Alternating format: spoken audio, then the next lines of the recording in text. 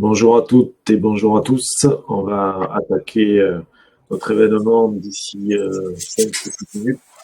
Il y a plusieurs invités aujourd'hui, donc le temps de boire le café. On commence à 9h35 très précisément. Donc voilà, je vous laisse le temps de vous préparer.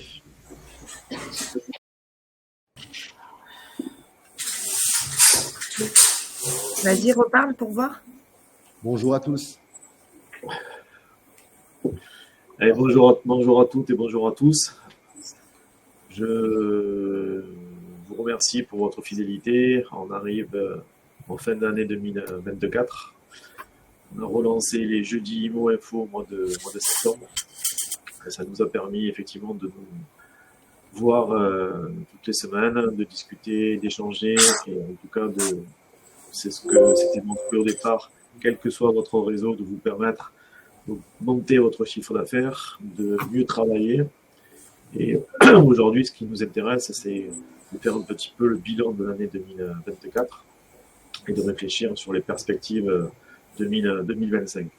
Alors, il y a les réseaux que j'ai la chance de diriger. Il y a d'autres réseaux aussi qui sont présents, puisqu'on est ouvert à tout le monde et on n'est pas sectaire. Après, je sais que chaque réseau, normalement, en début d'année, fera le point. Chaque tête de réseau fera le point sur son propre réseau et les modalités, les différentes perspectives qu'il y aura, et notamment les nouveautés. Et je sais que pour les différents réseaux, il y aura pas mal de nouveautés début janvier. Et ça, vous attendrez le 2025. Donc aujourd'hui, je remercie, j'ai invité plusieurs personnes pour faire un petit peu le point concernant le marché immobilier de manière générale, hein, au niveau macroéconomique. Donc il y a Madame Laurie Mazet, qui est la directrice de MPI, la présidente de MPI Marketplace. Il y a Madame Priscilla Segui, qui devrait nous rejoindre vers 10h, hein, qui est la directrice et la présidente de Power Immo. Il y a notre ami Christophe Lecompion, Empruntis, courtier en crédit. Et il y a notre ami Gilles Basque, qui est un long pédigré, notamment donc promoteur, plateforme de neuf, et qui est spécialiste de tout ce qui concerne l'immobilier neuf. Donc vous voyez, on va essayer de ratisser un petit peu large, et on va essayer de comprendre un petit peu ce qui s'est passé en 2025. Je pense qu'on a tous compris, mais on va essayer de rentrer un peu plus dans le détail et surtout voir ce qui nous a notre boule de cristal pour l'avenir en 2025. Alors je vais commencer un petit peu pour expliquer un petit peu sur 2024, qu'est-ce qui s'est passé. Bon, c'est tout ça, la première des choses, c'est par rapport aux taux d'intérêt, hein, qui ont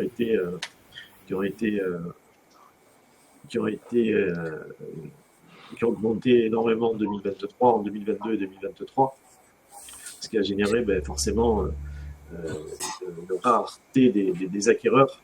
Alors, ce qui s'est passé, c'est à la fois l'incertitude politique qui nous a un petit peu plombé à la fin du premier semestre, avec la dissolution, et les différents gouvernements qu'il y a eu, où il n'y a pas de véritable politique de ligne directrice au niveau économique et social. Ce qui, on le sait tous, les investisseurs, que ce soit pour la résidence principale ou pour les investissements locatifs, souhaitent de la visibilité, de la lisibilité sur le temps.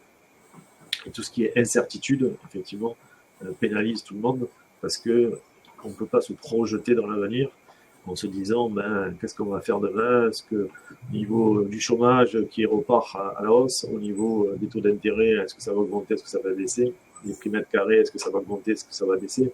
Ce que l'on sait aujourd'hui, grosso modo, on était en 2022 à 1 200 000 transactions. On devrait terminer l'année 2024, statistique des noteurs, hein, fin du troisième trimestre, aux alentours de 750 000. Donc, ce qui veut dire qu'on a perdu 400 000 transactions en 2 ans. Donc, les moins 40%, je schématise, forcément, ça nous a tous impactés au quotidien par rapport à ce qu'on espérait et à ce qu'on envisageait. Et effectivement, les différents réseaux qui se sont bien développés pendant le Covid et post-Covid, ben, ont vu malheureusement un petit peu le château s'est transformé en château de cartes bâti sur des fondations de sable. Et il s'est passé ce qui s'est passé. Plusieurs réseaux ont eu des difficultés parce que, en fonction du modèle économique, alors les prix au mètre carré n'ont pas malheureusement baissé suffisamment. En tout cas, on n'a pas eu la baisse espérée. Sur l'année 2024, les prix ont baissé aux alentours de 4%. Après, il y a des disparités, hein, c'est des moyennes. Mais ce qui est intéressant, c'est qu'il y a certaines zones qui résistent plus que d'autres. Ces zones-là, c'est tout ce qui est maritime, on va dire, que ce soit sur le nord, l'ouest ou le sud. Et à côté de ça, les métropoles, que ce soit Lyon, Bordeaux, Nantes, ont vu des prix au mètre carré, Toulouse, qui ont reculé de plus de 10%, et avec une chute libre du nombre de transactions. Donc, ce qui est important, c'est de savoir que chaque réseau a eu des difficultés. Alors, on va parler au niveau des réseaux de mandataires, par exemple, il y a des qui avaient dépassé 16 000 mandataires et qui aujourd'hui est un peu plus de 13 000. Donc, c'est quand même colossal d'avoir perdu 3 000 mandataires. Dans les réseaux d'agences, il y a notamment Keller Williams qui s'est mis en redressement judiciaire. Donc, vous voyez, même Safety, qui est le numéro 2, a perdu quasiment 10% du nombre de mandataires. Donc, tous les réseaux, que ce soit réseau agence ou réseau mandataire, ont perdu des négociateurs. Et ce qu'on peut percevoir, c'est que le volume de négociateurs immobiliers, tout réseau confondu, a fondu. Ce qui veut dire que le marché s'est rétréci, puisqu'on passe de 1,2 million à 750 000 transactions, mais il y a moins d'invités à table, si je puis me permettre. Donc, ce qui est important de savoir, c'est que l'année 2025, et après je ferai intervenir nos intervenants, l'année 2025 va être une année charnière. Pourquoi ça va être une année charnière? C'est que ça fait 2 ans que le marché est en stagnation, voire en berne dans l'immobilier. Est-ce qu'on a touché le point bas? On pensait fin 2023 qu'on l'avait touché, mais on s'aperçoit qu'on a continué la chute en termes du nombre de transactions. Donc, est-ce que les prix au mètre carré vont baisser vraiment pour redonner une capacité d'emprunt aux acquéreurs, ou est-ce que ça va se stabiliser? C'est une question un petit peu délicate. Donc, ce que je vais donner la parole d'abord à Christophe, comme ça on va faire un petit peu le tour d'horizon, à Christophe Le Compion, qui nous dise un petit peu au niveau des taux d'intérêt où on a commencé en 2024 et où on finit en décembre 2024. Et voir peut-être un peu les perspectives, peut-être déjà anticipées sur 2025. Christophe? T'entends pas, Christophe? Le micro. Ah oui, voilà, pardon. Bonjour à tous. Je vous ai fait un petit support, comme d'habitude, pour étayer justement les propos. On va passer évidemment sur les slides que vous connaissez déjà sur le réseau Empratis. Par contre, voilà. Je vous ai extrait une analyse du mois faite par Empratis, le conseil du mois et les taux moyens pour faire une projection sur justement la période actuelle. Et comme tu le disais, Christophe, 2025 se projetait vite sur 2025. Comme vous le savez, il y a plus d'un an, les taux étaient remontés à 4,5, un peu plus de 4,5%. Aujourd'hui, ils ont largement baissé. Donc, les taux immobiliers moyens diminuent encore. Les partenaires ont souvent soit anticipé les taux de la BCE, soit suivi les baisses de taux de la BCE. Il y a des grosses disparités d'une banque à une autre, mais en tout cas, les taux ont largement baissé en plus d'un an pour revenir à un niveau quand même très bas. Historiquement, quand on est autour de 3%, on peut considérer que c'est des taux très bons. Malgré un semblant de reprise en 2024 en demi-teinte, il n'y a aucune banque qui a atteint ses objectifs de production.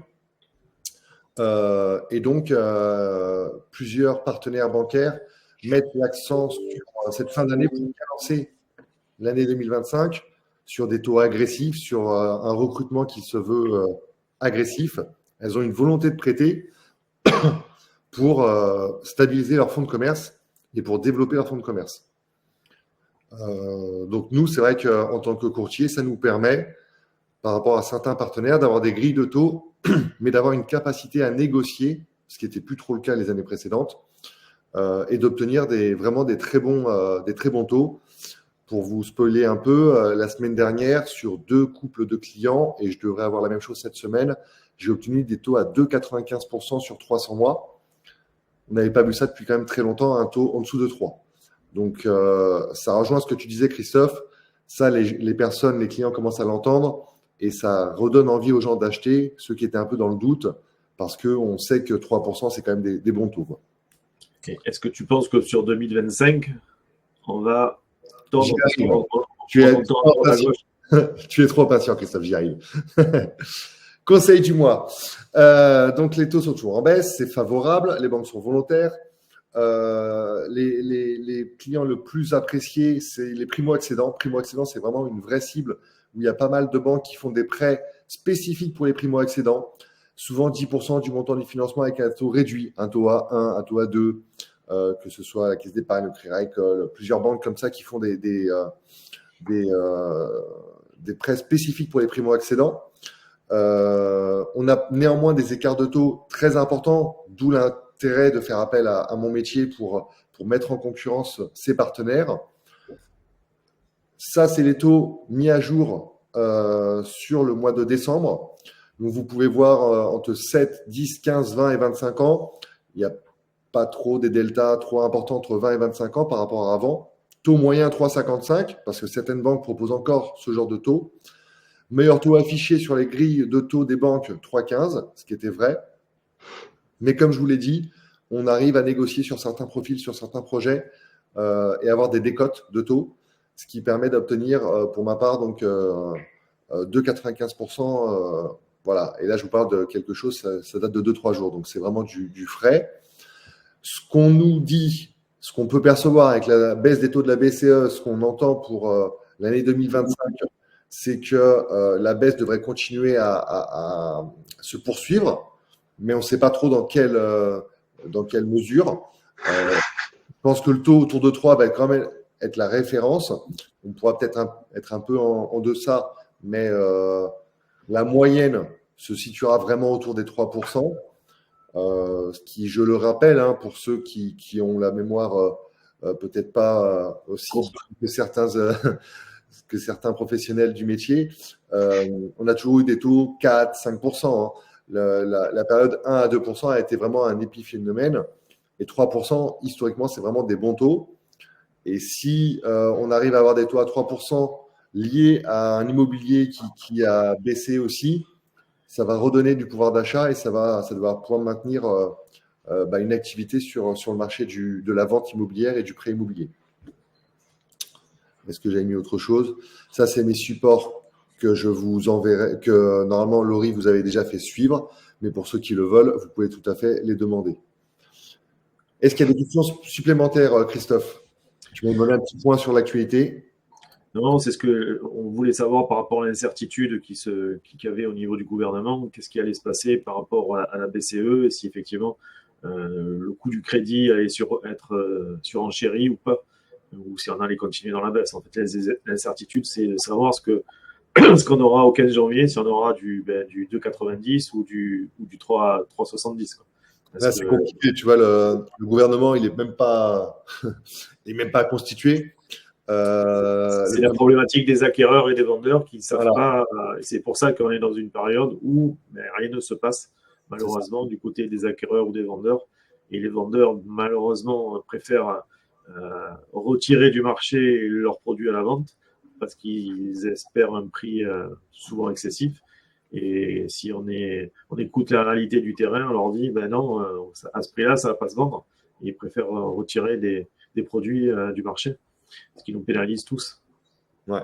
Moi, en tout cas, j'ai senti dans la région, là, sur ce mois de décembre, je ne sais pas si c'est le cas de partout et si vous le ressentez également, mais plus de demandes, des gens désirant changer de maison, déménager.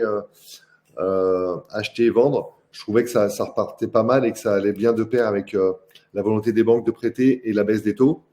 Donc à voir si ça se maintient, mais je pense que les ambitions sur 2025 en tout cas sont fortes pour les banques. Donc si elles sont fortes, c'est qu'elles s'appuient, j'imagine, aussi sur une analyse qu'elles ont pu faire sur le marché. Moi, j'ai un des partenaires, il m'a dit mon objectif a été doublé pour 2025. Là, sur le slide que je vous ai mis, on parlait d'une hausse de 10-15%, mais moi, je sais que ce partenaire-là, en tout cas, on lui a doublé ses objectifs. C'est que l'ambition de la banque est très forte pour faire du crédit. Et si elle veut faire du crédit, c'est que forcément, il y aura des transactions. Et c'est que les signes ou les infos qu'ils ont eues leur permettent, j'imagine, de s'appuyer sur ce genre d'ambition. Bon, merci beaucoup Christophe pour ton intervention et pour ces perspectives 2025. Si tu peux mettre sur le chat tes coordonnées, comme ça tout le monde pourra te contacter. Et tu interviens sur toute la France, donc c'est très important de passer par un courtier justement en période un peu plus délicate pour essayer d'avoir le meilleur taux possible. Et merci beaucoup Christophe. Merci à toi Christophe. Dernier point, oui, j'interviens sur toute la France et le mode opératoire en général pour travailler avec un client, c'est que l'agent immobilier, le conseiller immobilier me contacte pour me dire voilà, j'ai un client qui cherche un courtier et on m'envoie simplement nom, prénom, téléphone du client avec les coordonnées de l'agent commercial pour que j'appelle de sa part et que je fasse vraiment la découverte client, la liste des documents et je fais un suivi à chaque personne. Voilà le mode op qui est assez simple et je vais vous mettre dans le chat mes coordonnées pour toute information, toute question ou tout besoin. Merci beaucoup, Christophe. Je vais écouter un peu l'actualité. Je vais rester avec vous pour écouter l'actualité quand même. Ça m'intéresse. Bien sûr, bien sûr. Mais on va donc Priscilla Segui, la présidente de Power Remote, nous a rejoint. On la fera intervenir tout à l'heure, ainsi que Laurie Mazet. On va parler peut-être un petit peu du neuf parce que c'est important, Gilles, que tu nous parles un petit peu de l'activité 2024 sur le neuf et les perspectives de 2025. Alors par rapport à la fin du Pinel, par rapport au taux zéro, etc. Si tu peux nous faire éclaircir le marché du neuf. Donc 2024, pour l'immobilier neuf, était une année très mauvaise, une catastrophe. Puisqu'officiellement, on annonce moins 40% de ventes. Quand on parle de 40% de ventes, c'est 40% de ventes actées. Puisque vous savez qu'en neuf, il y a un décalage entre les réservations, qui sont des compromis, et le moment d'actabilité. Donc 40% de ventes en moins, ce qui représente chez certains promoteurs jusqu'à 60-70%. Donc année très mauvaise, effondrement aussi de l'investissement immobilier qui soutenait en général l'activité de l'immobilier neuf. Mais ce n'est pas pour autant que vous allez retrouver sur le marché des prix cassés. Pourquoi ? Parce que il ne faut pas s'attendre à ça quand on fait la transaction, parce que les promoteurs sont très souples, sont très élastiques au niveau de leur activité. Pour une simple raison, c'est que pour lancer la construction d'un programme, il faut qu'ils aient, selon leurs partenaires financiers, réalisé 50 à 60% de réservation avec souvent un préaccord de financement. Ce qui veut dire que quand ils ont 60% de réservation et qu'ils actent et qu'ils lancent une opération, pour l'organisme financier qui amène aussi l'assurance de bonne fin d'achèvement, la garantie d'achèvement, l'opération, elle est financée. Elle sera réalisée, elle sera terminée. Donc, ils n'ont pas tendance à casser les prix pour la bonne raison aussi qu'on n'est pas comme dans l'ancien que vous connaissez très bien, dans une politique d'offre et de demande, une stratégie comme ça. Il y a des choses qui sont très cadrées, très carrées et qui ne peuvent pas bouger. Donc, pourquoi il y a eu cet effondrement immobilier neuf ? Déjà, pour une simple raison, c'est que les prix de vente n'ont plus collé avec les capacités financières des acquéreurs. Ça, c'est important à savoir. Moi, je suis dans l'immobilier neuf depuis 1985 et j'ai connu ça dans les années 90. Les 90, tout s'est effondré. Il y avait des logements en stock partout hors d'eau, hors d'air, parce que les prix de vente ne correspondaient plus au pouvoir d'achat des acquéreurs. Et ensuite, il y a eu bien sûr, je dirais, non pas le fait que les taux sont remontés, c'est un fait, mais le fait que beaucoup de gens sont sortis des critères pour arriver à être financés, avec des critères bancaires, comme le dirait souvent Christophe, qui sont resserrés souvent dans les banques. Aujourd'hui, pour 2025, avec un taux à 3%, autour de 3%, on revient dans les normales. Personnellement, depuis 1985, j'ai jamais connu un taux à 1%, 0,80, 1,50. C'est une aberration, ça n'a jamais existé.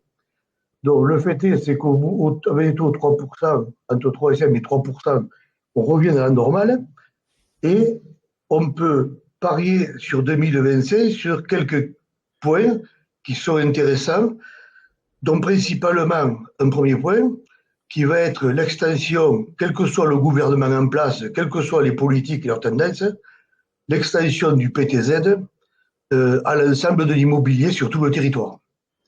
C'est important puisque le PTZ, comme vous le savez, était limité aux zones tendues et sous certaines conditions. Donc, il va y avoir une ouverture importante du PTZ. Ça va relancer aussi la maison individuelle, ça va relancer où il était plus autorisé, je veux dire. Ça va relancer l'immobilier un peu partout. Et comme vient de le dire Christophe Campion, les banques sont friandes, a priori, pour 2025, des primo-accédants, des futurs acquéreurs. Pourquoi? Puisque c'est une clientèle très intéressante pour eux, parce que c'est une clientèle qui peuvent bancariser, récupérer, qui peuvent habiller de A à Z au niveau produit bancaire et en faire vraiment des clients fiables et fidèles. Et avec ce système de PTZ élargi, c'est-à-dire la moindre commune rurale ou le moindre coin de France, que ce soit en ancien avec rénovation, je suppose, ou en neuf, permettra aux banquiers de financer ces acquéreurs-là. Donc, le marché pour 2025 en priorité, ça va être les accédants à la propriété bénéficiant du PTZ. Pour en bénéficier au maximum, en tant que commercial, en tant que transaction, moi je vous conseille vivement chaque fois de consulter un courtier comme Christophe Le Campion qui vous fait le calcul du PTZ parce que ce n'est pas une évidence. Ce n'est pas tout à fait facile, donc il faut s'appuyer, ça paraît simple sa présentation, mais il faut s'appuyer sur quelqu'un qui connaît pour pouvoir faire ce calcul et faire la combinaison possible avec un prêt, on va dire classique en immobilier, et le lisser sur l'ensemble du délai du prêt. Ça, c'est important. Ensuite, Juste pour renforcer ce que dit Gilles, ce qui est important, c'est vous avez tous entendu que les frais de notaire devaient augmenter concernant de 0,5 pour financer les départements par rapport à la baisse de la dotation de l'État. Le fait que le gouvernement ait été dissous et démissionné, ça a tout bloqué. Ce qui est intéressant de savoir, c'est que cette augmentation des frais de notaire était valable pour tout le monde, pour toutes les transactions, sauf les logements neufs et les primo-accédants. Donc, le gouvernement qui arrive, qui devrait être nommé avant Noël, a priori, risque de s'inspirer de ça. Et encore une fois, la priorité, ça sera, je pense, les primo-accédants. On l'a vu aussi bien sur le neuf que sur les financements par rapport aux banques. Mais au niveau des frais de notaire, les frais de notaire n'augmenteront pas ou ne devraient pas augmenter en fonction si c'est des logements neufs ou si c'est des primo-accédants. Donc, toute la stratégie, la communication, etc., ça va être plus sur des primo-accédants qui ont des budgets moyens aux alentours de 250-300 000, que ce soit dans le neuf ou dans l'ancien. Donc, l'intérêt, c'est de rentrer du produit dans cette fourchette de prix, parce que les seconds accédants, ceux qui divorcent, ceux qui ont des décès, ceux qui ont du chômage, etc.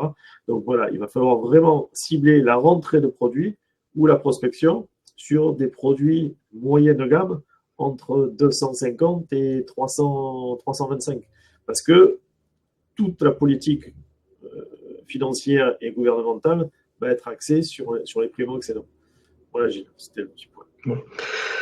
Ensuite, j'ai entendu parfois dire qu'il va y avoir un manque de produits, que ça manque de produits neufs. Oui, ça manque de produits neufs aujourd'hui sur le marché, mais n'ayez crainte, ces produits existent. Aujourd'hui, il y a énormément de permis de construire qui ont été obtenus par les promoteurs, pour lesquels ils ne lancent pas la construction, ils ne lancent pas même sur le marché au niveau de la mise en commercialisation, pour la bonne raison qu'ils veulent une maîtrise des prix, ils veulent maîtriser mieux les prix parce qu'ils ont eu une problématique avec l'accumulation des normes qui a fait augmenter fortement les prix, mais fortement certains coûts de matériaux. Et ils veulent derrière adapter leur programme au marché. Donc, avec le relance du PTZ et de l'accession à la propriété, il va y avoir une adaptation de ces permis existants dans les cartons pour vous fournir du produit qui sera de qualité et qui correspondra réellement aux besoins. Je ne vais pas aller plus loin là-dedans, mais c'est très facile d'adapter les programmes pour correspondre aux besoins. Le seul critère qui ne peut pas bouger, c'est souvent le critère du foncier quand ils ont réservé un foncier. Mais le principe de construction et le principe de distribution des logements de réalisation peut être modifié. Ensuite, vous avez un deuxième marché qui va se développer énormément en 2025 par les promoteurs qui faisaient du neuf, par les entreprises de bâtiments.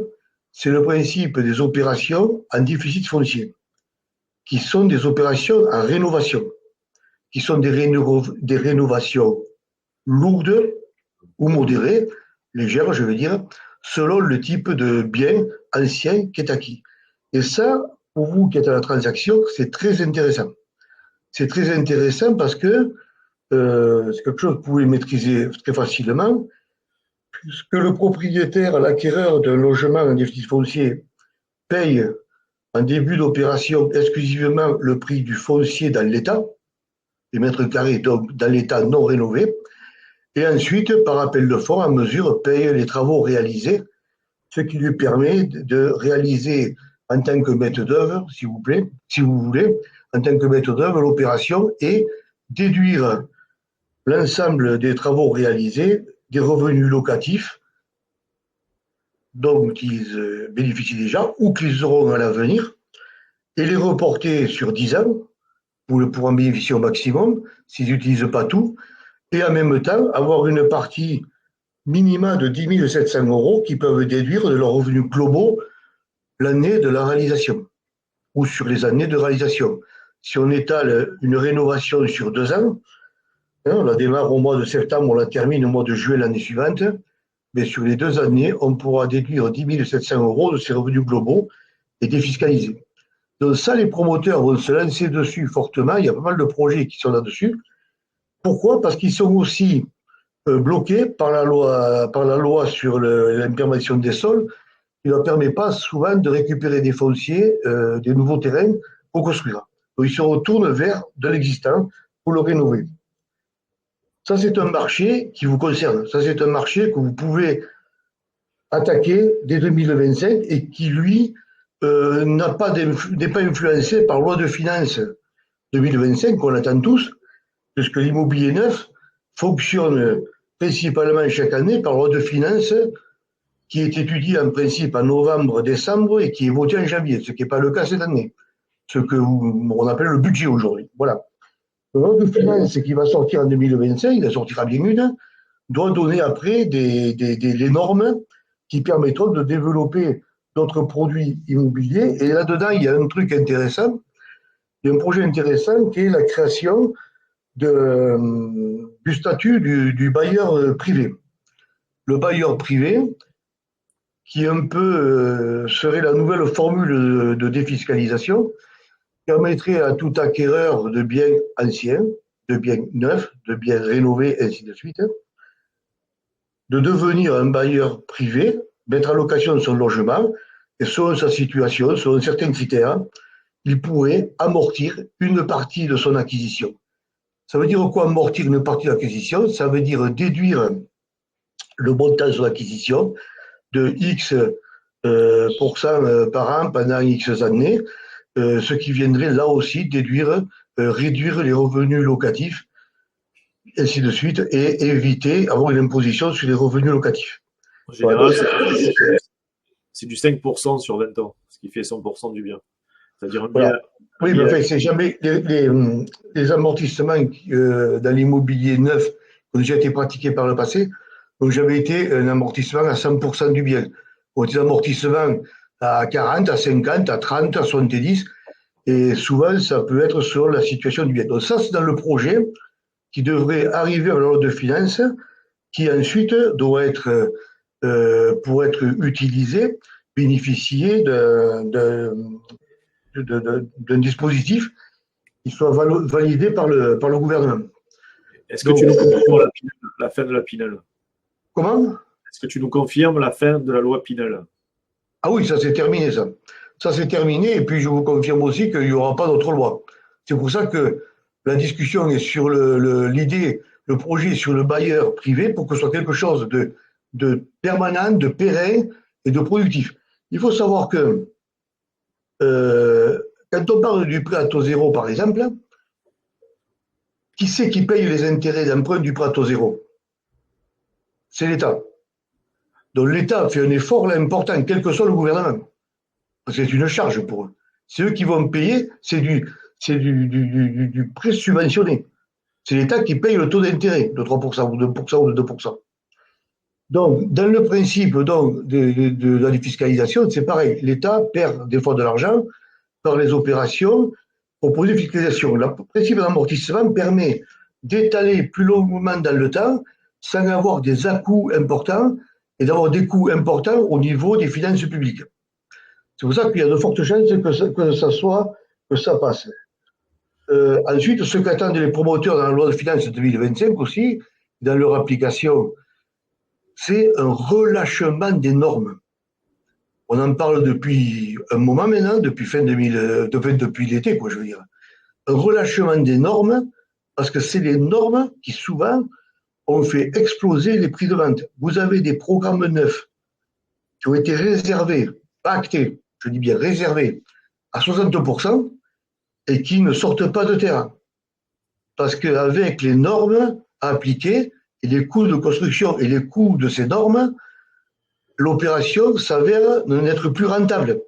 Puisque l'opération était mise en vente il y a 2 ans, il y a 3 ans, et une fois arrivé au moment de la réaliser, le coût de réalisation devient plus élevé à cause souvent des normes applicables et des matériaux qui sont aussi devenus très chers pour X raisons. Voilà, donc voilà en gros ce que je peux dire. Pour revenir au principe du foncier, vous aurez aussi des opérations qu'on appelle en VIR, VIR, ces opérations de rénovation lourde en général, faites par des promoteurs. La VIR apporte les mêmes garanties financières que l'immobilier neuf. Il y a une garantie de bonne fin d'achèvement qui est donnée sur ces opérations-là, avec des garanties décennales et ainsi de suite. Voilà, je vous ai fait un peu le tour du catalogue que vous pouvez avoir en 2025. Merci beaucoup, Gilles, pour cette perspective 2025. Il y a Thierry qui demande est-ce que cela aura autant d'impact que la loi Pinel, qui effectivement a été une belle réussite, mais qui a coûté très cher à l'État? Oui, ça aura de l'impact parce que, alors je répète, mon ancienneté dans le métier fait que j'ai eu passer trois crises en réalité importantes. Et les crises, qu'est-ce qui se passe? C'est que les acquéreurs, en résidence principale ou en investisseur, mais surtout même en principal, c'est-à-dire se mettent en stand-by, se mettent en attente. Mais leur besoin, il ne disparaît pas. Il existe. Si j'aime racheter un manteau rouge aujourd'hui, mais que je n'ai pas l'argent pour l'acheter, c'est pas grave, mais je n'irai pas l'acheter dans 6 mois, je m'en fous dans 6 mois. Je serai passé à autre chose. J'ai plus envie de manteau rouge. Mais par contre, le bien immobilier, le besoin d'un bien immobilier, lui, il ne change pas, quelle que soit la crise.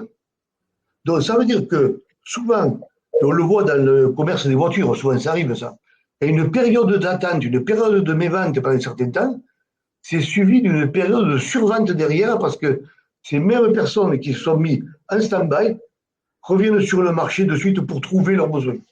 C'est ce qui s'est passé pendant le Covid. Également. Bon, merci beaucoup Gilles pour cet éclaircissement. On va développer sur les perspectives de 2025. Donc juste pour info, là, je vous partage quand même le slide où hop, je vais mettre l'écran 2. Comme ça, vous allez bien le voir. Non, c'est pas celui-là, c'était l'écran 1, bien sûr.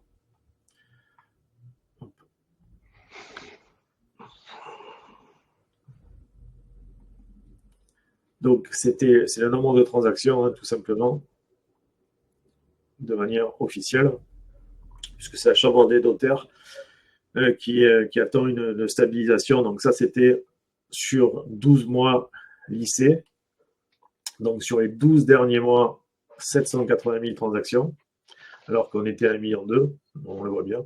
Donc, 1,2 million, on passe à 780.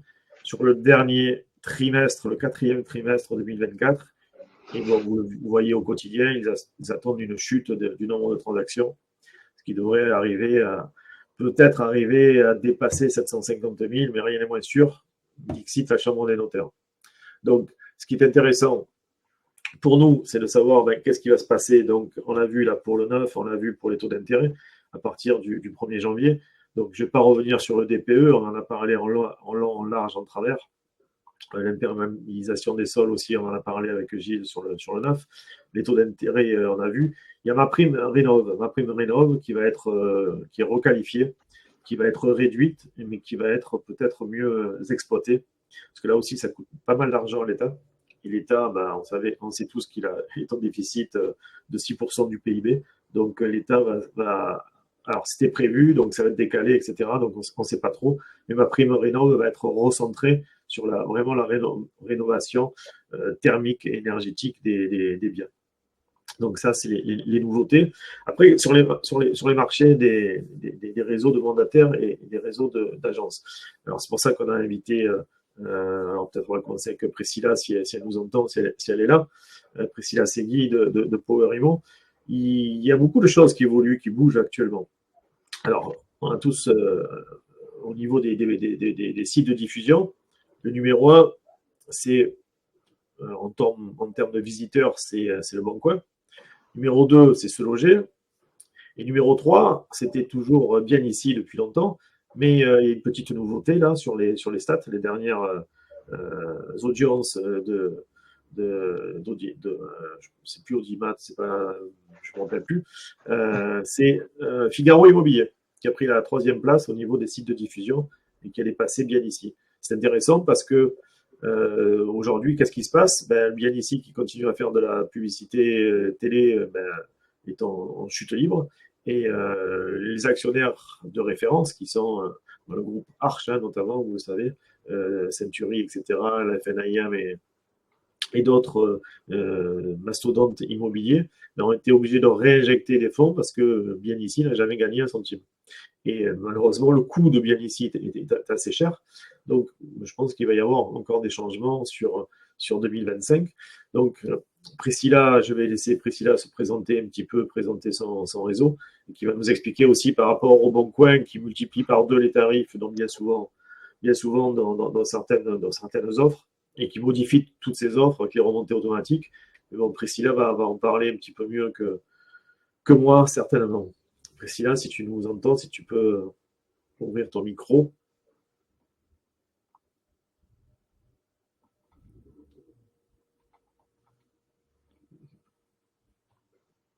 Alors, Priscilla. Vous entendez? La caméra. Oui, j'ai tout. C'est bon. Ah, c'est bon? Super. Bonjour à toutes et à tous. Donc, Christophe m'a présenté, Priscilla Segui, présidente de Power Imo. Power Imo travaille sur 2 axes aujourd'hui. Donc, d'un côté, nous avons un réseau d'agences en licence de marque sans enseigne, donc licence de marque blanche, que nous développons depuis 5 ans maintenant. Ça fera 5 ans en février. Et pour lequel nous sommes prestataires de services en solutions digitales pour les agences immobilières. Donc forcément, quasi 100% de nos clients sont des agences immobilières indépendantes qui viennent souscrire chez nous tout un panel de services. Il faut savoir que Power Imo aujourd'hui est capable d'équiper une agence à tout point de vue, c'est-à-dire que ce soit pour son logiciel de transaction, pour la création de son site internet, pour des outils de prospection et plus particulièrement sur la partie diffusion d'annonces que Christophe vient d'évoquer. Donc l'intérêt pour une agence de venir souscrire à une licence de marque Power Imo aujourd'hui, c'est de mutualiser ses coûts, c'est-à-dire qu'on sait qu'aujourd'hui une agence dépense beaucoup de moyens et son plus gros poste de dépense est celui de la diffusion d'annonces, en dehors bien évidemment des coûts de fonctionnement d'un loyer ou de salariés. Mais son plus gros poste de dépense aujourd'hui est la partie donc publicité, diffusion d'annonces. Donc effectivement, cela fait 5 ans que nous développons. Ça a très très bien fonctionné. Ça fonctionne encore aujourd'hui puisque on est parti de zéro il y a 5 ans en arrière et qu'on a plus de 700 agences aujourd'hui qui sont affiliées à Power Immo et qui génèrent de l'économie. Il faut savoir qu'aujourd'hui, sur l'ensemble des postes que nous proposons en termes de diffusion ou de services de prospection ou de logiciels de transaction, on génère pour une agence une économie en moyenne d'environ 30%. Ça peut aller plus loin en fonction des sites de diffusion ou des supports qu'utilisent les agences. Mais voilà, en moyenne, donc une agence économise environ 30% par rapport à ce qu'il paierait en direct en ayant des abonnements en direct. Ça fait quand même 2 ans qu'on constate quand même que, je vais pas revenir sur la conjoncture et un petit peu tout ce qui se passe au niveau de l'immobilier et du marché en ce moment. Je vois beaucoup d'agences qui se retrouvent de plus en plus en difficulté et qui du coup sont obligées de revoir un petit peu leur positionnement par rapport à la diffusion d'annonces. Pourquoi ? Bien parce que, comme vous l'a dit Christophe, aujourd'hui, il y a des leaders sur le marché de la diffusion, sur le marché de la publicité immobilière, et il vous les a évoqués. En numéro 1, aujourd'hui, nous avons Le Bon Coin. Alors, 1 et 2, parce qu'il y a des secteurs en France où Le Bon Coin n'est pas positionné en numéro 1, notamment en Île-de-France, où c'est le SeLoger qui prend le lead. Donc, on va dire qu'ils sont numéro 1 et 2 en fonction des secteurs sur lesquels ils sont, mais majoritairement sur l'ensemble du territoire, effectivement, c'est Le Bon Coin qui prend le lead. En numéro 2, SeLoger sur le reste du territoire. Et en numéro 3, Figaro Immobilier. Bien ici, donc je ne vais pas revenir dessus, Christophe, vous avez évoqué le sujet, mais enfin, ça reste un support qui est relativement plébiscité par les agences, de par le fait qu'il soit encore accessible, j'ai envie de dire, en termes d'investissement. C'est-à-dire que ça reste un site pas très onéreux par rapport au reste des produits qui sont proposés sur le marché aujourd'hui en termes de diffusion. Ce qui va pas mal changer en 2025, c'est que les agences vont être obligées de revoir un petit peu toute leur stratégie. Pourquoi ? Parce que les sites leaders, et plus particulièrement Le Bon Coin, ont une stratégie commerciale qui est d'augmenter leur chiffre d'affaires et de valoriser à plus 20% chaque année. Donc Le Bon Coin, fort du fait d'avoir de nombreux professionnels immobiliers, c'est-à-dire qu'aujourd'hui, si Le Bon Coin est leader sur le marché de la diffusion d'annonces immobilières, c'est parce qu'ils ont le plus grand nombre de professionnels de l'immobilier référencés sur le site et qui souscrivent à leurs abonnements. Donc effectivement, ça a fait d'eux les numéros 1 et le site sur lequel il y a le plus d'annonces immobilières aujourd'hui sur la site. Le fait est que le constat est assez affligeant parce que ce site devient de plus en plus cher et de moins en moins accessible aux professionnels de l'immobilier. Ça va le devenir encore plus puisque Le Bon Coin a pris une décision radicale en cette fin d'année, c'est de stopper tous les accords cadres avec bien tous les réseaux alors on appelle ça chez nous des réseaux de revendeurs puisque nous achetons des produits auprès du Bon Coin que nous revendons à nos agences. Nous sommes le compte tête, le compte tiers payeur de toutes ces agences et Le Bon Coin a décidé de stopper ces accords cadres avec l'ensemble des réseaux de revendeurs, donc ce qui représente quand même quelques milliers d'agences aujourd'hui et qui vont être impactées par cet arrêt brutal des accords cadres. Donc, ça va engendrer quoi ? Ça va engendrer d'une part toutes les agences qui étaient effectivement clientes du en direct avec une augmentation encore tarifaire sur leurs abonnements. Donc, certaines agences vont devoir soit réduire, soit se passer du Bon Coin parce que concrètement, elles n'auront plus les moyens de se payer ce support-là ou alors de rester sur ce support-là, mais de complètement enlever tous les autres supports parce qu'à un moment donné, les coûts de diffusion sont beaucoup trop importants et il y a un gros manque de trésorerie aujourd'hui sur l'ensemble des agences. Je le vois moi, je travaille au niveau national, donc j'ai 700 agences vraiment éparpillées sur toute la France et le constat est le même si le marché est un petit peu reparti depuis quelques mois pour certaines, pas encore pour d'autres, mais voilà, c'est des agences qui ont dû rogner sur leur trésorerie et qui aujourd'hui se retrouvent avec aucune visibilité ou aucune projection pour 2025. Donc, ils vont devoir forcément faire des sacrifices en termes de visibilité. Mais pour autant, on sait que la visibilité, ben c'est le nerf de la guerre. C'est-à-dire que pour que les annonces soient vendues, il faut qu'elles soient visibles. Pour que les biens partent, il faut qu'ils soient visibles et aux yeux du plus grand nombre. Donc, il faut que les biens soient visibles sur, pas que sur Le Bon Coin, mais sur plein d'autres supports. Donc, aujourd'hui, Le Bon Coin, en ayant décidé donc d'arrêter les accords cadres, bien effectivement, il y a beaucoup d'agences qui se retrouvent avec du 100% d'augmentation sur les abonnements de diffusion qu'ils avaient. Donc, nous et l'ensemble des réseaux de revendeurs, puisqu'on a créé une action commune avec l'ensemble donc mes concurrents sont devenus mes alliés finalement face au Bon Coin, et nous avons décidé d'adopter une stratégie commune qui est d'expliquer et un petit peu d'avoir cet aspect pédagogique vis-à-vis des agences, de leur dire que finalement, si on met nos annonces sur d'autres supports aujourd'hui, bien, automatiquement, c'est mathématique. Si le volume d'annonces baisse sur Le Bon Coin, elle va augmenter sur d'autres sites.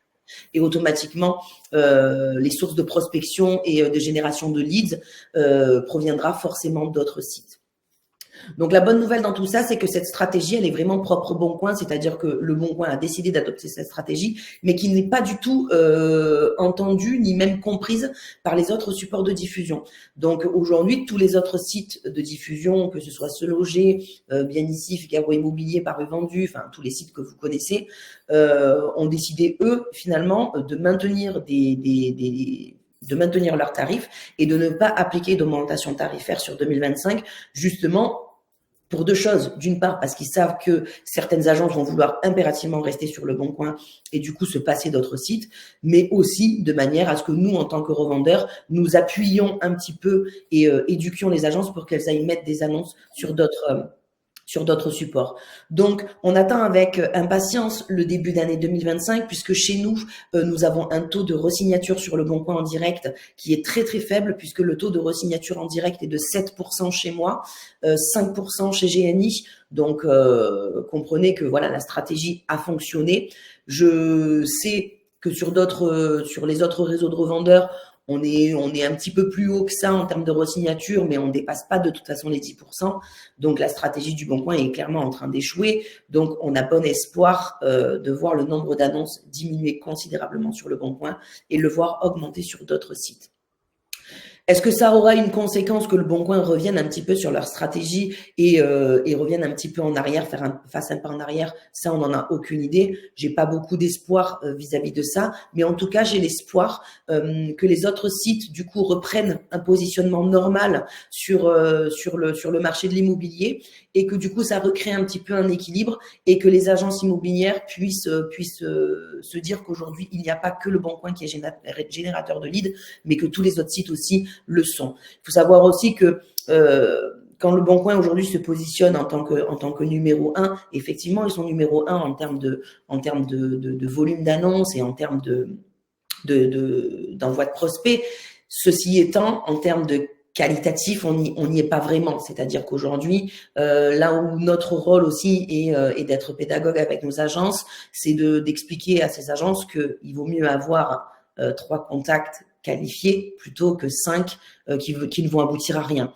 Donc, ça amène les agences à une nouvelle réflexion et à se dire effectivement, Priscilla, voilà, vous n'avez pas tort. Est-ce que finalement, je réduirais pas un petit peu mon volume d'annonces sur certains sites pour aller accentuer sur d'autres, ou alors aujourd'hui vraiment aller prendre des abonnements de manière plus qualifiée. Je vous donne un exemple tout concret, c'est-à-dire qu'aujourd'hui, je donne la possibilité à des agences de venir souscrire à des offres à la carte et de venir vraiment prendre un portefeuille de 15 annonces. Je vous donne un exemple, 15 annonces, et de dire, dans ces 15 annonces-là, j'ai 3 biens prestige, je vais aller prendre 3 annonces sur luxe résidence belle demeure, par exemple belle demeure luxe résidence.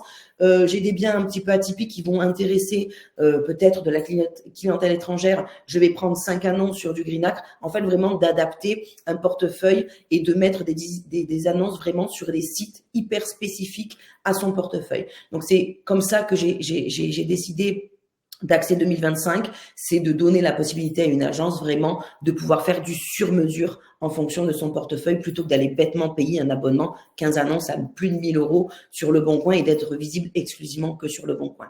Donc, il est trop tôt pour moi pour vous dire si la stratégie va fonctionner et si ça va perdurer dans le temps. En tout cas, c'est toutes les armes que nous avons mis de notre côté et c'est en ce sens-là qu'on va développer le réseau qu'on va continuer à développer le réseau d'agences sur 2025, mais j'ai bon espoir que cela fonctionne et de toute façon, des agences qui auront besoin de diffusion hors le Bon Coin, il y en aura toujours, donc voilà, il y aura pas de souci de développement à ce niveau-là. Il y a une deuxième partie. Juste précis là, pour renforcer ce que tu dis, je vais montrer sur un des réseaux où on a un portefeuille de 260 annonces. Je vais partager, là, c'est les statistiques, vous voyez ça en direct, hein. Vous voyez 260, c'était mardi, sur 260 annonces, 3 contacts. Vous voyez que, mais quand vous connaissez le coût du Bon Coin, on en dit 5 contacts. Donc vous voyez que aujourd'hui le Bon Coin malheureusement n'est plus ce qu'il était. Et c'est très ennuyeux parce que ils ont augmenté leur prix et il y a beaucoup moins de contacts, beaucoup moins de leads. Donc c'est un peu la double peine.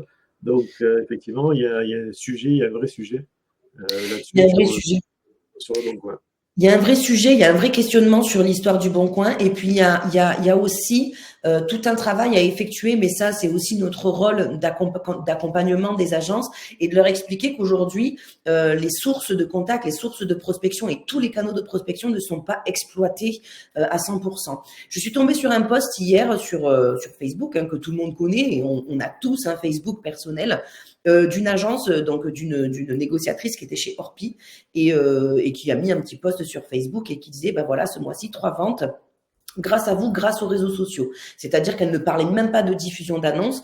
Elle disait simplement que elle avait développé une communauté sur Facebook, que le système de repartage et le système un petit peu d'appât en proposant une petite rémunération contre le partage d'une annonce auprès de son propre réseau, finalement, ça lui avait généré 3 ventes depuis le début du mois de décembre. Et aujourd'hui, toute la partie réseaux sociaux est un petit peu laissée pour compte parce que les responsables d'agence se disent qu'ils n'ont pas le temps, qu'il faudrait un community manager pour gérer ça, ce qui est complètement faux puisqu'aujourd'hui, il y a des systèmes d'automatisation. On a la possibilité, nous, en tant que revendeurs, on a des partenariats avec des sociétés qui proposent la diffusion sur les réseaux sociaux, avec des systèmes de post automatiques et aussi via les pages Google My Business. Et ce sont encore des canaux de prospection qui sont trop peu exploités. On n'a pas idée qu'aujourd'hui, une page Google My Business qui n'est pas bien alimentée, qui n'est pas bien référencée, c'est perte de contact parfois. Parce qu'aujourd'hui, un internaute, quand il va chercher un bien sur Internet, il faut arrêter de croire qu'il va directement sur l'application Le Bon Coin. C'est faux. Il va taper sa recherche directement dans la barre de recherche Google. Et aujourd'hui, tout l'aspect référencement est une notion que les agences n'ont pas du tout encore intégrée. Voilà, je le vois parce que je vous dis, je travaille avec 700 agences au niveau de toute la France et j'ai encore des agences aujourd'hui qui ne fonctionnent même pas, par exemple, je vous dis, avec du mandat électronique, par exemple, ils sont encore au mandat registre papier. Donc, il y a vraiment tout un travail de fond à effectuer avec l'intégralité des agences et à les éduquer et à les former sur de nouveaux outils de prospection et qui peuvent leur générer du contact complètement gratuitement ou à moindre coût. Aujourd'hui, il y a un abonnement de diffusion qui vous permet de diffuser sur Facebook, Instagram et Google My Business. C'est un abonnement à moins de 100 € par mois. Donc, quand vous voyez que prendre un abonnement sur Le Bon Coin aujourd'hui pour diffuser ne serait-ce que 15 biens, c'est plus de 1 000 € hors taxe. Je parle en hors taxe toujours. Faites le calcul. Donc voilà. Donc c'est les axes sur lesquels nous allons travailler en tout cas sur 2025 et que j'espère qu'il va un petit peu aussi se développer et que les agences vont communiquer un peu plus entre elles et qu'on va réussir à développer tout cet axe-là des nouvelles technologies finalement pour pouvoir faire en sorte de pallier et à l'arrêt du Bon Coin et puis leur permettre d'être visibles sur d'autres supports et qui vont générer aussi peut-être plus de contacts ou de manière plus qualifiée. Le dernier axe sur lequel je travaille aujourd'hui sur Power Immo, c'est sur la partie négociateur indépendant depuis début 2024 et c'est un petit peu le constat. Donc on avait déjà quelques négociateurs indépendants sur le réseau Power, mais on n'avait pas développé plus que ça cette partie-là puisque on était très occupé sur le développement d'agence et qui fonctionnait vraiment très très bien. Mais j'ai fait un constat sur depuis 2 ans, pas que sur 2024, mais au fil des mois et des années, je me suis rendu compte qu'effectivement, beaucoup d'agences fermaient, alors par choix ou par obligation. Donc, il y a des agences qui se retrouvaient trop en difficulté et pour lesquelles j'ai décidé d'ouvrir Power Imo et de permettre à des responsables d'agence, effectivement, de pouvoir continuer leur activité en intégrant le réseau de mandataires en tant qu'indépendant. Donc, c'est une ouverture que j'ai faite, ça a fonctionné, ça fonctionne. J'ai eu 3 fermetures d'agences sur l'année 2024, donc des responsables d'agences qui ont intégré Power Imo dans le courant de l'année et dont un qui m'a sorti 9 ventes depuis le mois de mars, donc 9 ventes actées. Donc c'est plutôt très très bien et ça permet effectivement à ces agences-là de se dire que finalement, même si elles doivent fermer leur agence, elles vont pouvoir continuer à pratiquer leur métier, plus qu'un métier, leur vocation pour certains. Donc du coup, j'ai décidé de me dire, vu que ça fonctionnait pas mal, on s'est dit qu'on allait développer encore plus cette partie mandataire et d'ouvrir aux professionnels de l'immobilier. Donc j'ai recruté très récemment deux personnes supplémentaires au sein de Power Imo pour exclusivement se charger du développement négociateur indépendant. Et ça fonctionne très très bien puisqu'ils sont rentrés il n'y a pas très longtemps et que nous avons rentré officiellement 2 nouvelles personnes sur Power Imo sur le mois de décembre. Peut-être une 3e d'ici la fin de la semaine. Mais voilà, donc on est plutôt fiers de ça et ça va permettre effectivement à des professionnels de l'immobilier de bénéficier de toute notre expertise et de tout notre savoir-faire, que ce soit en termes de visibilité, mais aussi de toute notre technologie concernant tous les canaux de prospection et tous les outils qu'on peut mettre en place et de bénéficier d'un secteur exclusif, de super outils et d'une super rémunération aussi. Voilà. Merci beaucoup, Priscilla, pour tous ces éclaircissements et ta confiance pour 2025. Super. Donc, ce qui est important de voir pour 2025, c'est que… Je suis sur une visio à côté, donc si j'en ai fini, je vous souhaite une belle fête de fin d'année à tous. Merci. Ce qui est important, c'est que ce qu'on voit, c'est que les agences indépendantes ont de plus en plus de mal, effectivement, à joindre les 2 bouts parce que les coûts de diffusion sur Se Loger et Le Bon Coin ont explosé. Et effectivement, le fait d'avoir des réseaux comme Power Imo qui centralisent la diffusion et réduit les coûts de diffusion notamment est très important. Et on s'aperçoit que de moins en moins d'agences vont pouvoir diffuser sur Le Bon Coin, même sur Le Bon Coin. Déjà, beaucoup avaient arrêté. Le taux de pénétration de Se Loger était de 40%. Le taux de Se Loger, du Bon Coin était de 70%. Avec ce qui se passe là, par rapport à GNI, Agence Réunie et d'autres réseaux comme ça, qu'est-ce qui va se passer? Beaucoup d'agences immobilières vont arrêter Le Bon Coin.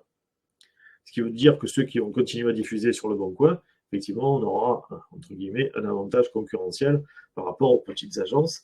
Et aujourd'hui, qu'est-ce qui se passe? Donc, on parle d'agences immobilières, on parle du Bon Coin. Le Bon Coin, donc, vous avez tous compris, ont été rachetés par les Américains qui veulent absolument rentabiliser leur investissement. Donc, ils ont arrêté tous les accords cadres, sauf pour les mandataires, et les réseaux d'agences. Ce qui va se passer, c'est qu'en 2025, au 31/12/2025, tous les accords cadres avec les réseaux de mandataires vont être coupés. Pareil. C'est-à-dire qu'à partir du 1er janvier 2026, alors c'est ce qui est prévu, est-ce que ça sera mis en place, mais normalement c'est ce qui est prévu dans leur business plan, et ils nous ont averti, c'est que il y a des Safety, etc. Tous les réseaux de mandataires ne payeront plus Le Bon Coin, et c'est directement les mandataires qui seront facturés par Le Bon Coin. C'est-à-dire que les packs de diffusion vont exploser. Et effectivement, quand une agence indépendante paye, Priscilla l'a dit, les 10 ou les 15 annonces 1 000 € sur Le Bon Coin, un réseau de mandataires, les 15 annonces va les payer 5 ou 6 €.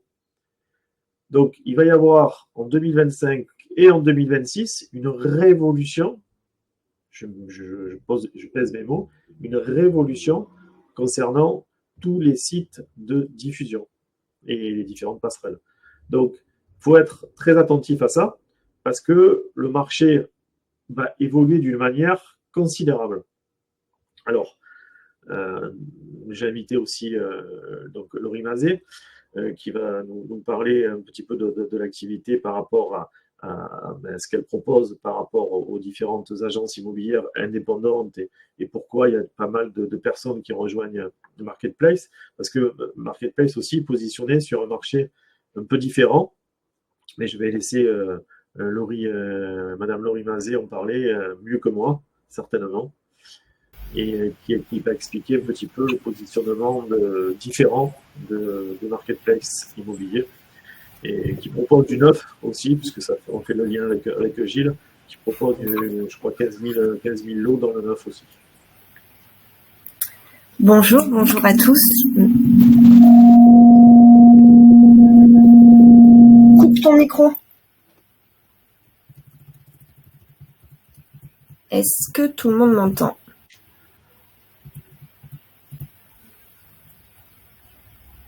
Vous m'entendez ou pas? Oui. Oui, on t'entend. Excusez-moi. Donc bonjour, merci Christophe pour cette invitation.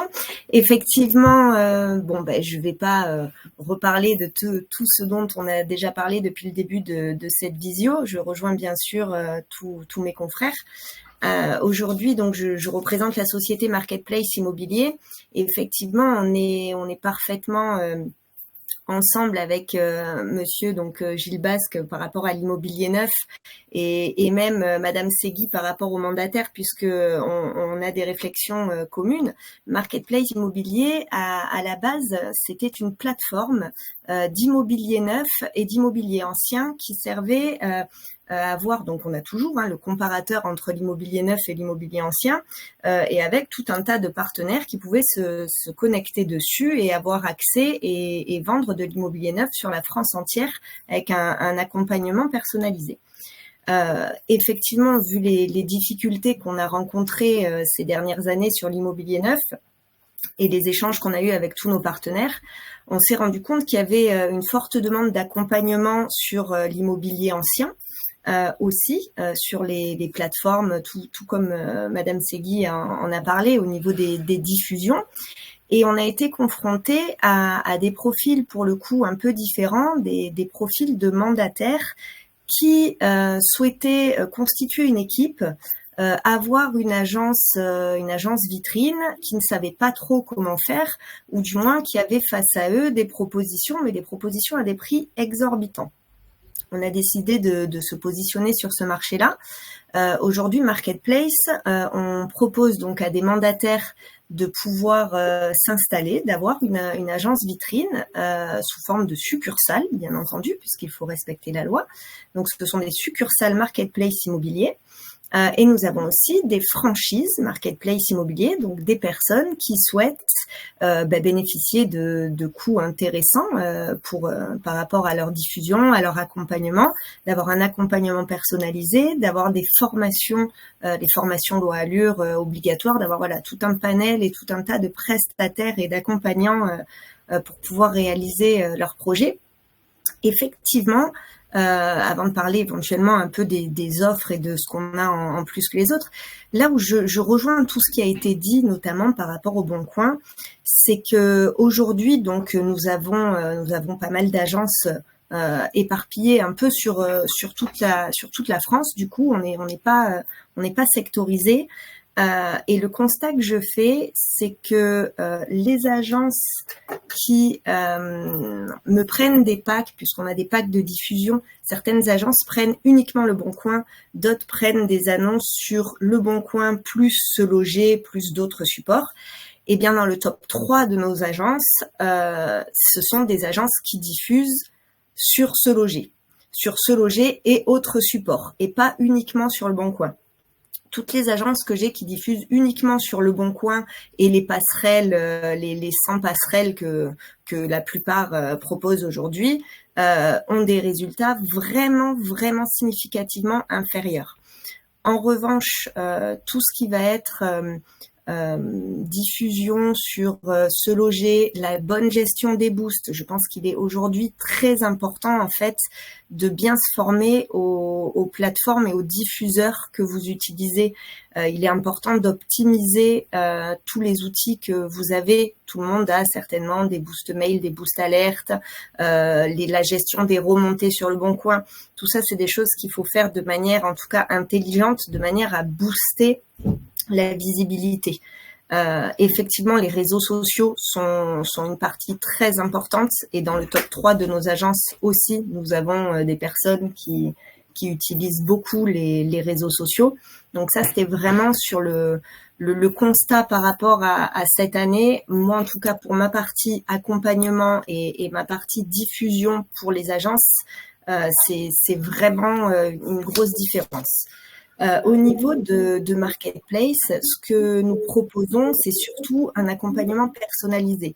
Aujourd'hui, on a pas mal de demandes puisque les mandataires qui veulent créer une agence, j'ai envie de dire, sont nombreux, oui et non, mais on a quand même pas mal de sollicitations. Mais pour beaucoup, ils n'ont pas conscience de ce que c'est que d'ouvrir une agence et de l'implication que c'est, même de l'implication financière. Il faut faire attention quand on est mandataire d'un côté, qu'on est habitué à bosser de chez soi et à se dire, ah ben tiens, j'ai un pack offert d'un côté ou un pack vraiment réduit. On a des commissions en face qui sont en adéquation avec ça. Après, chacun dans son réseau a ses propositions.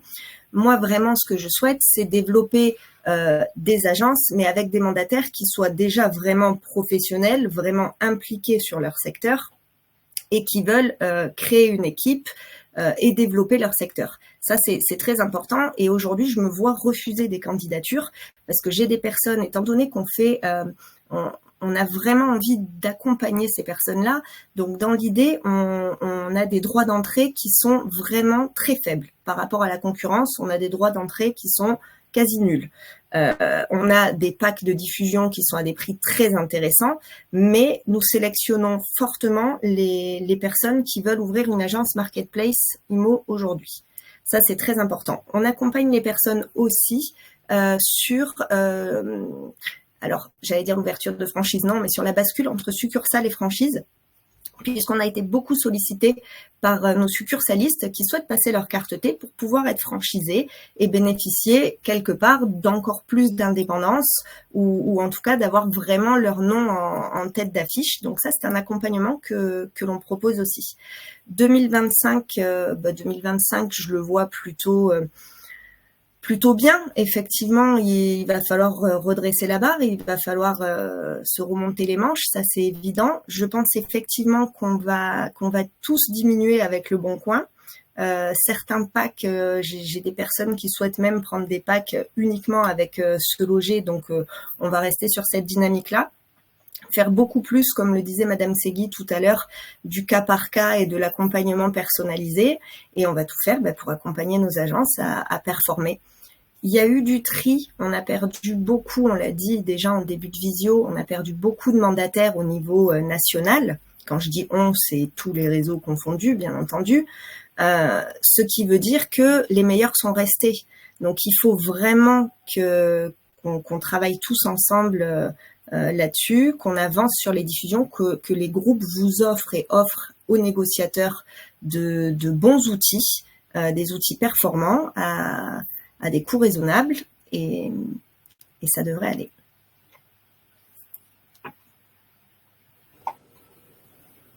Est-ce que tu veux ajouter quelque chose, Christophe ? Merci en tout cas, Laurie, pour ces explications très très claires. Juste ce que je vais, pour conclure, en tout cas, déjà remercier les différents intervenants. Ce que je veux insister pour 2025, et lourdement, 2025 va être une année de, alors peut-être pas révolution, mais de bouleversement dans les différents réseaux que l'on a. Il va y avoir beaucoup de changements là entre Noël et les jours de l'an, et que vous allez retrouver en 2025. Et on va intégrer beaucoup de changements parce que le marché évolue, les sites évoluent. On a mis par exemple une plateforme qui s'appelle Jinka, que beaucoup d'acquéreurs connaissent et que nous, professionnels immobiliers, on ne connaissait pas forcément. Donc, on a mis en place une passerelle avec Jinka. Il y a l'intégration de l'intelligence artificielle qui arrive aussi, qui est en train d'être développée et qui va être mis en ligne en début d'année 2025. Il y a des logiciels de prospection qui vont intégrer nos différents logiciels de transaction pour cibler la transaction.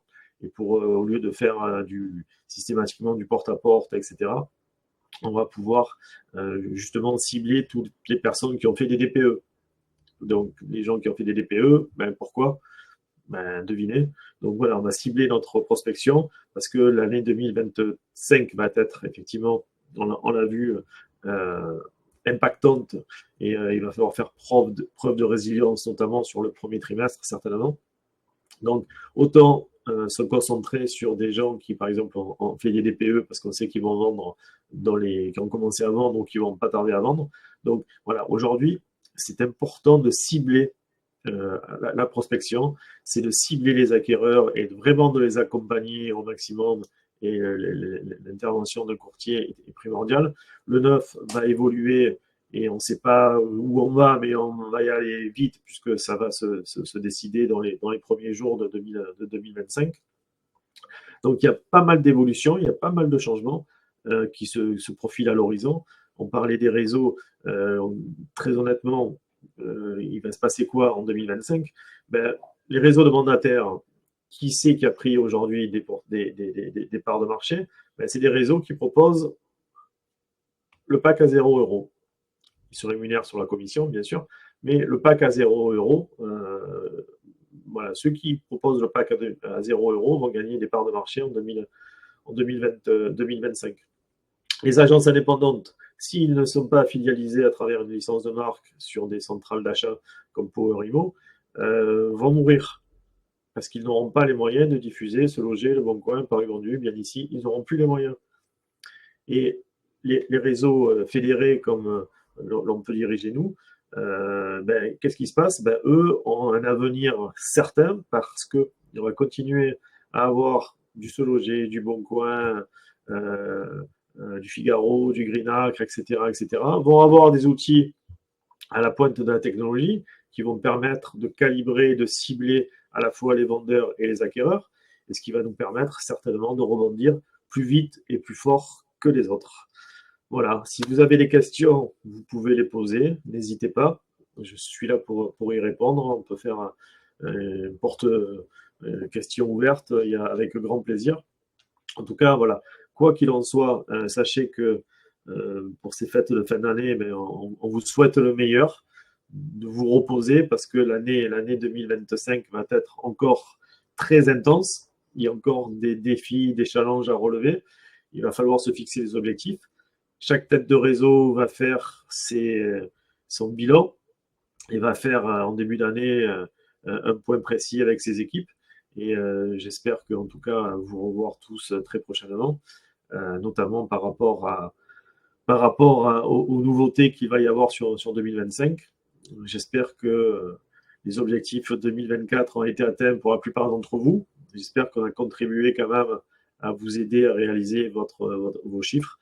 En tout cas, on va faire en sorte que pour 2025, vous ayez les moyens de réussir encore plus vite et qu'on ressorte de cette crise qui ne porte pas son nom, cette crise immobilière, parce que on parlait de bulle immobilière, quand on fait 750 000 au lieu de 1 250 000, je pense que la bulle immobilière a explosé et je pense que 2025 sera l'année du rebond, peut-être pas sur le premier trimestre, mais forcément à partir du mois de mars, avril, mai, je pense que les acquéreurs sont là, les gens ont besoin de se loger, c'est indéniable, il n'y a pas de sujet, les Français aiment la pierre, aiment l'investissement immobilier, donc il n'y a pas de raison.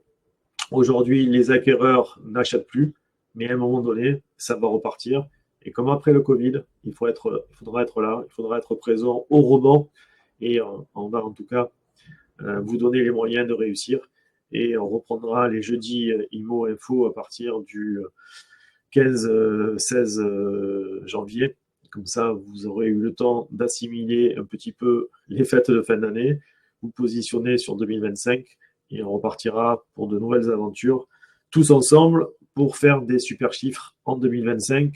J'en suis certain. Est-ce qu'il y a des questions sur le chat? Non, Louis est en train d'écrire. Bonne fête de fin d'année à tous et à toutes. Merci à tous. Et d'ici là, bonne vente, en tout cas. Et à très bientôt.